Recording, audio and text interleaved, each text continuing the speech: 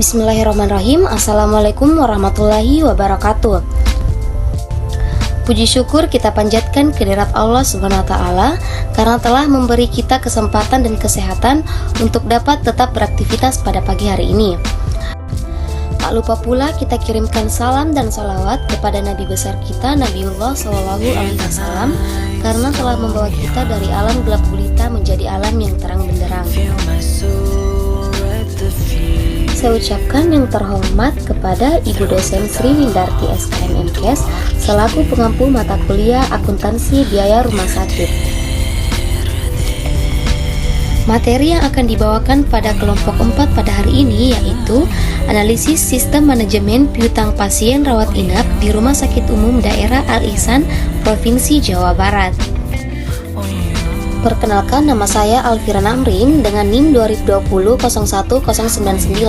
Saya selaku moderator dari kelompok 4. Untuk selanjutnya saya akan memperkenalkan anggota kelompok saya. Yang pertama itu ada Fitra Ramadhani, yang kedua Naurika Maharani, yang ketiga Reski Ramadhani, dan yang keempat Sri Wahyuni. Untuk materi selanjutnya akan dilanjutkan oleh teman saya, yaitu Saudari Naurika Maharani. Kepada Saudari Naurika Maharani dipersilakan. Baik, terima kasih atas kesempatan yang telah diberikan oleh moderator kepada saya untuk memaparkan materi. Nah, rumah sakit sebagai organisasi pelayanan kesehatan masyarakat berfungsi melayani masyarakat secara luas dalam bentuk jasa. Rumah sakit adalah bagian integral dari suatu organisasi sosial dan kesehatan dengan fungsi menyediakan pelayanan paripurna atau komprehensif, penyembuhan penyakit atau kuratif, dan pencegahan penyakit atau preventif kepada masyarakat. Nah, rumah sakit milik pemerintah atau yang biasa dikenal sebagai rumah sakit umum mempunyai misi memberikan pelayanan kesehatan yang bermutu dan terjangkau oleh masyarakat dalam rangka meningkatkan derajat kesehatan masyarakat. Nah, dalam memberikan pelayanan, rumah sakit menetapkan suatu tarif tertentu. Besar tarif biasanya akan berbanding lurus dengan tingkat pelayanan yang diberikan. Tarif rumah sakit sendiri telah ditetapkan oleh pemerintah yang dalam SK Menteri Kesehatan dan Peraturan Daerah.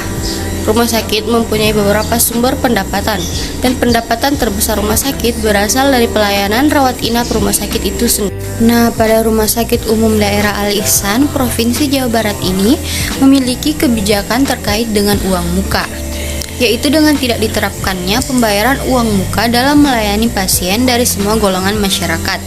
Tentunya hal ini berpengaruh pada kondisi keuangan rumah sakit, terutama menyangkut dengan piutang rumah sakit.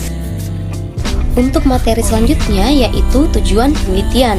Tujuan penelitian ini untuk menganalisis berbagai kendala dalam proses penatalaksanaan piutang pasien rawat inap dari tahap penerimaan pasien sampai dengan terjadinya piutang. Untuk yang selanjutnya yaitu ada tinjauan pustaka. Piutang rumah sakit merupakan harta lancar yang terbesar pada organisasi kesehatan dan berdampak pada dana investasi. Kegagalan pengelolaan piutang di rumah sakit akan mengganggu cash flow dan kegiatan operasional rumah sakit. Piutang rumah sakit timbul karena penyerahan pelayanan atau jasa dalam rangka kegiatan rumah sakit seperti pelayanan kepada pasien rawat jalan dan rawat inap. Untuk materi selanjutnya akan dipaparkan oleh teman saya yaitu Reski Ramadhani. Untuk Saudari Reski Ramadhani dipersilakan. Baik, terima kasih. Saya akan melanjutkan materinya yaitu metodologi. Piutang merupakan bagian dari aset lancar. Aset lancar merupakan aset yang diharapkan akan terrealisasi dalam siklus aset operasi berjalan apabila ditinjau dari sumber terjadinya. Menurut Sumarso 2002, piutang digolongkan menjadi dua kategori. Yang pertama yaitu piutang usaha. Seperti kita ketahui, piutang usaha adalah perusahaan mempunyai hak klaim terhadap seseorang atau perusahaan lain. Dengan adanya hak klaim ini, perusahaan dapat menuntut pembayaran dalam bentuk uang atau penyerahan aktiva atau jasa lain kepada pihak dengan siapa ia berpiutang. Piutang usaha timbul dari penjualan secara kredit agar dapat menjual lebih banyak produk atau jasa kepada pelanggan. Piutang tersebut dicatat dengan mendebit akun piutang usaha. Piutang usaha semacam ini normalnya diperkirakan akan tertagih dalam periode waktu relatif pendek, seperti 30 atau 60 hari. Piutang usaha diklasifikasikan di neraca sebagai aktiva lancar. Terima kasih. Untuk materi selanjutnya akan dibacakan oleh teman kelompok saya, yaitu Fitra Ramadhani. Untuk saudari Fitra Ramadhani dipersilakan untuk melanjutkan. Baik, saya atas nama Fitra Ramadhani akan melanjutkan pemaparan materinya tentang piutang dan lain. Piutang dan lain biasanya disajikan secara terpisah dalam neraca. Jika piutang ini diharapkan akan tertagih dalam 1 tahun, maka piutang tersebut diklasifikasikan sebagai aktiva lancar. Piutang rumah sakit merupakan harta lancar yang terbesar pada organisasi kesehatan dan berdampak pada dana investasi. Jika penagihannya lebih dari 1 tahun, maka piutang ini diklasifikasikan sebagai aktiva tidak lancar dan dilaporkan di bawah judul investasi. Piutang dan lain meliputi 1. Piutang bunga. Yang dimaksud di sini piutang bunga adalah di mana pendapatan ini termasuk bunga yang belum diterima tapi sudah dimasukkan ke dalam pendapatan oleh basis akrual. Yang kedua, piutang pajak. Yang dimaksud di sini piutang pajak biasanya karena terjadi adanya kelebihan dalam pembayaran pajak perusahaan. Yang ketiga atau yang terakhir, piutang dari pejabat atau karyawan perusahaan, yaitu biasanya terjadi saat sebuah perusahaan meminjamkan dana atau kredit kepada karyawannya. Hal itu akan tercatat sebagai piutang dagang atau piutang usaha. Selanjutnya, hasil penelitian. Di sini, hasil penelitian merupakan hal yang dipelajari atau diteliti. Objek dan lingkup penelitian ini adalah menganalisis manajemen piutang pasien rawat inap di RSUD Al-Ihsan Provinsi Jawa Barat. Penelitian ini merupakan studi kasus dengan pendekatan kualitatif deskriptif. Penelitian ini menelusuri seluruh piutang pasien rawat inap di Rumah Sakit Umum Daerah Al-Ihsan Provinsi Jawa Barat tahun 2015 dan 2016.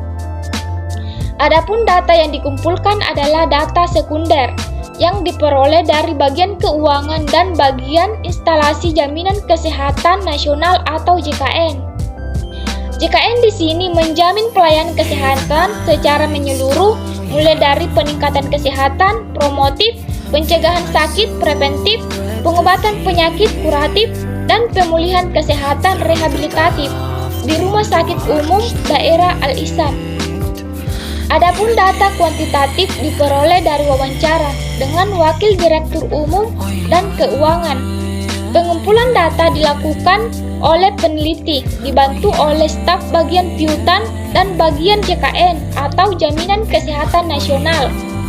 Data kuantitatif hasil wawancara dengan Wakil Direktur Umum dan Keuangan bertujuan untuk mengetahui bagan proses yang dilakukan oleh pihak manajemen dalam mengelola piutang.